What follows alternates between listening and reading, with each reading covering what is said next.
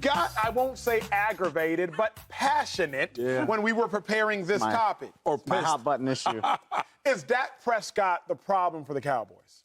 The fun thing about the fact that the Cowboys never get to the promised land is that we can see history repeating itself. Like, whichever way you want to take it, the way that I'll go with it here is to point out Dak Prescott's becoming Tony Romo. Like, we would have done this same conversation about Tony Romo years ago because the same stuff happened.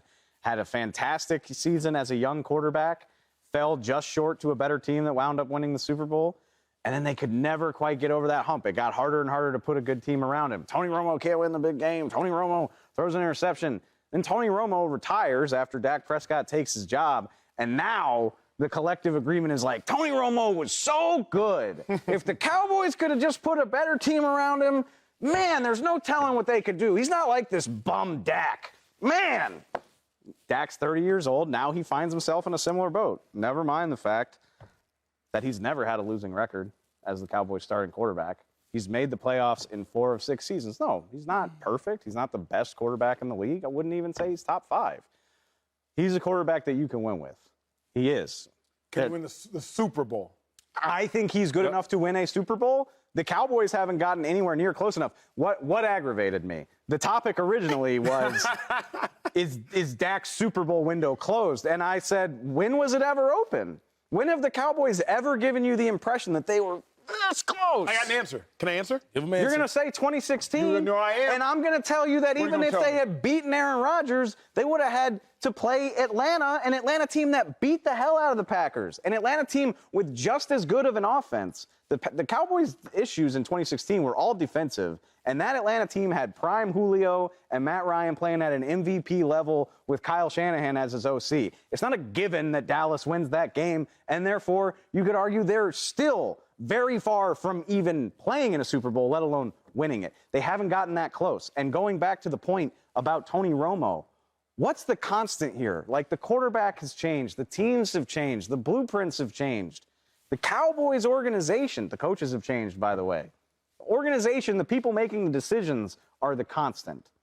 Dak Prescott is not a perfect quarterback. I think you can win with Dak Prescott. I think it's way more a Cowboys issue that we're still talking about whether they can win a divisional game than Dak Prescott's. I don't think Dak Prescott can win the big game regardless of where he is. Now, first, let's just look at the history. One, congratulations to Dak on making $160 million. At the end of the day, you got your bread.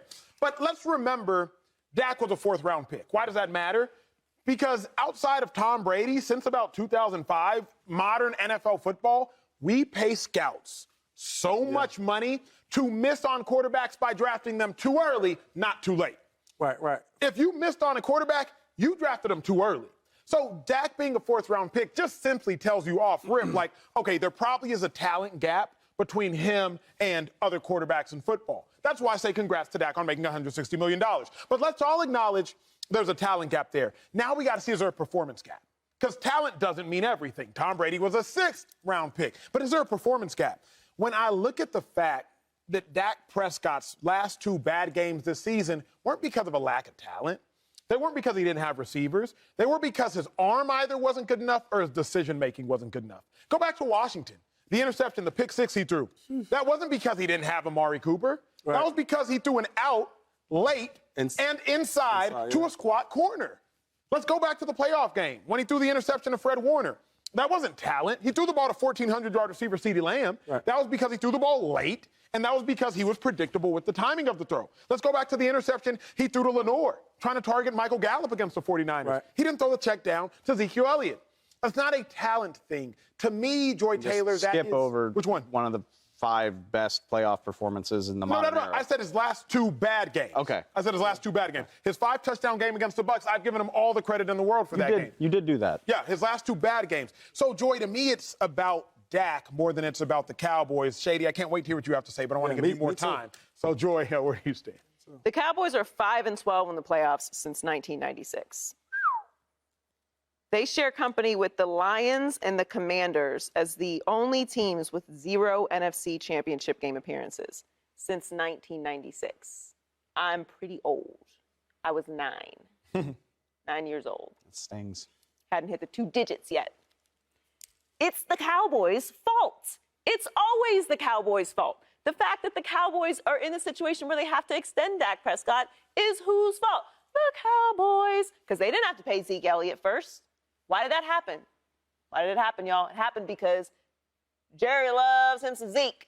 So he paid Zeke first. Who pays the running back before the franchise quarterback? Doesn't seem smart. Had you paid the quarterback before you paid Zeke, you would have had Dak on a very reasonable contract because he was a fourth-round pick and nobody else would be paying him that money. So you would have gotten a team-friendly deal. You could have signed Zeke for whatever, and now you wouldn't be in a position where you need to extend him and give him more money and stay with Dak if you don't think he's the guy.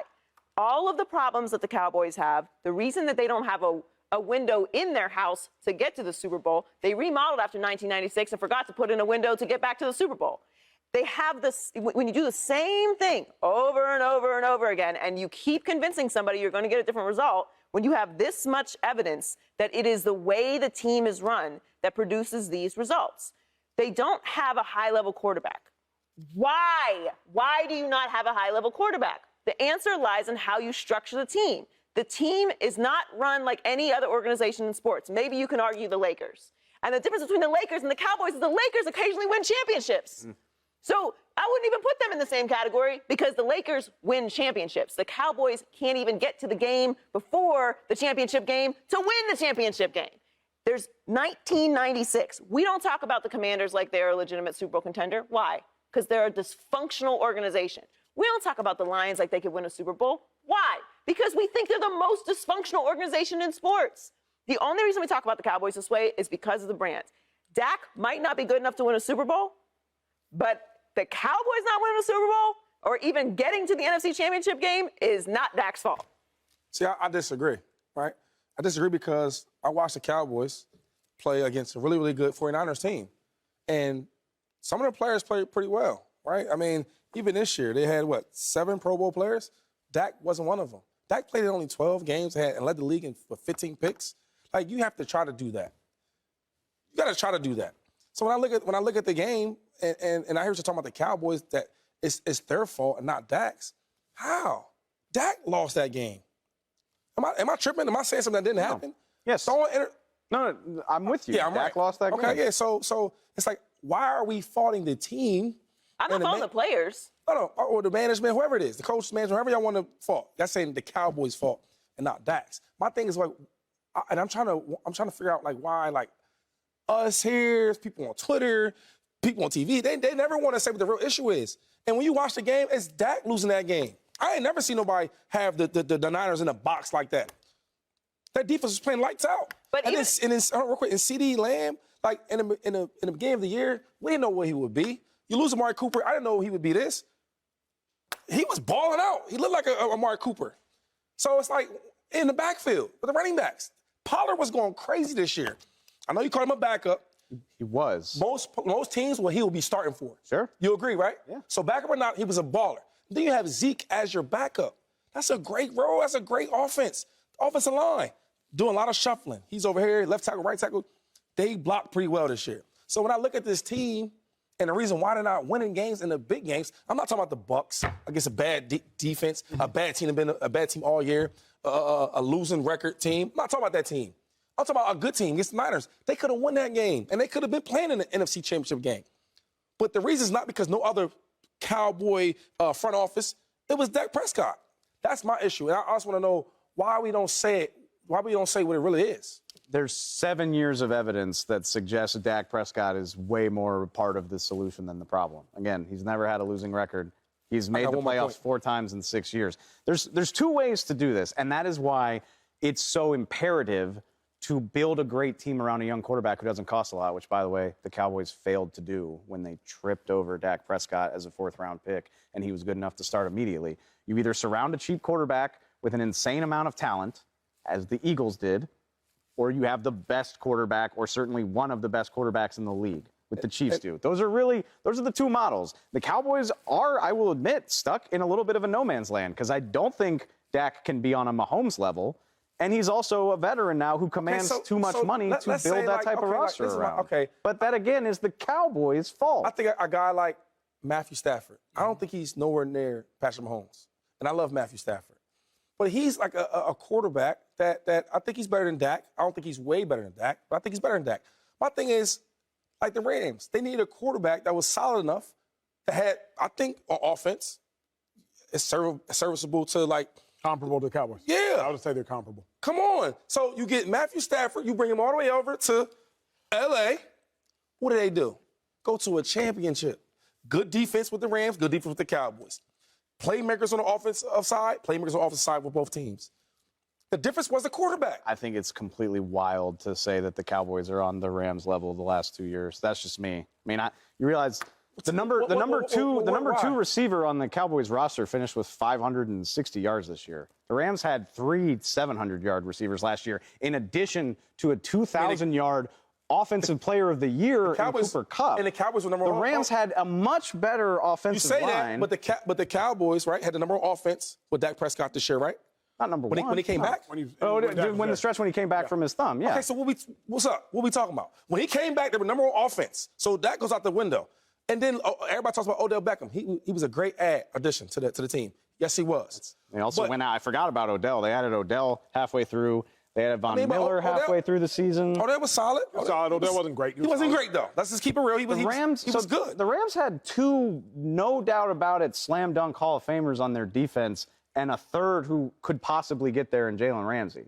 Am I a crazy person? You're not. But if you look at the defense, so they had Ramsey, right? Yeah. And then the Cowboys. But the Cowboys defense was better. The Cowboys have a nice defense. Go ahead, Joy. Get in. You lucky if it's me and you, boy. Ooh, you lucky. Go ahead, Joy. I'm gonna wait after the show because I'm gonna give it to you. I'm gonna give it to you. Okay. The reason I don't think it's Dak's fault, because I'm in the middle of both of you. I agree with you, Shady. But what would have happened if the Cowboys won that game against the Niners and then got to the NFC Championship game?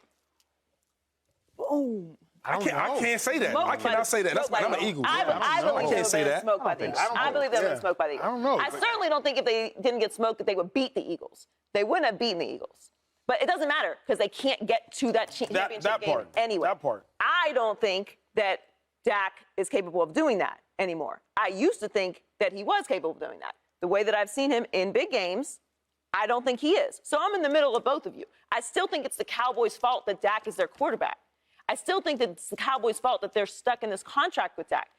Dak didn't make them do that. They did that. They put their team together that way. But where I will disagree with you is I think the Rams are a much better run organization. They are very aggressive. They went and got pieces midseason. Odell might have not been great all season, but he was huge in the Super Bowl before he got injured. And who won that game? Really, who won that game for the Rams? Aaron Donald and Von Miller. But you had to pay Dak. Because Dak had a period where Dak was putting some numbers up. No, you did have to pay Dak, but you should have paid Dak first. Because if you'd paid Dak first, you'd have been on a more reasonable deal, and you still could have paid Zeke, and you could continue to be aggressive, which the Cowboys don't. Fundamentally, the Cowboys do a great job in business, branding. They do a great job. They're better than anybody at that. Actually, the best. It's not comparable. But on the field, they don't. They just don't. On the field, Let me weigh in. Subscribe here to get the latest from Speak, and go watch a few segments from our other shows on FS1.